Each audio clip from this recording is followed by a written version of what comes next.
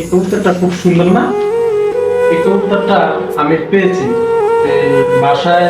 আমরা টাইসের কাজ করছি, দেখেন টাইসের কাজ করতেছি, হঠাৎ আমার সামনে কবুতরটা আসে আর আমি ধরতে পারছি। আস্তে আস্তে মানে খুবই দুর্বল কবুতরটা, নিশ্চয়ই মানে বাচ্চা আছে। তো আমি ধরে একটা ফোকাস আছে এটারে, মানে নিজে পালমু অনেক কিছু ভাবছি। এখন মনের ভিতরে একটা ভয় কাজ করে যে আমি যে এটা নিয়ে বাইরে পালমু, আমার আল্লাহ তো দেখছে।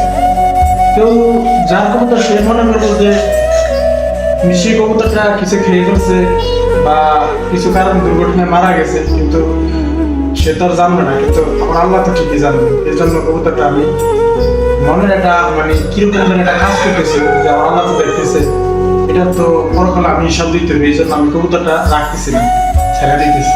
এই দেখেন আপনারা।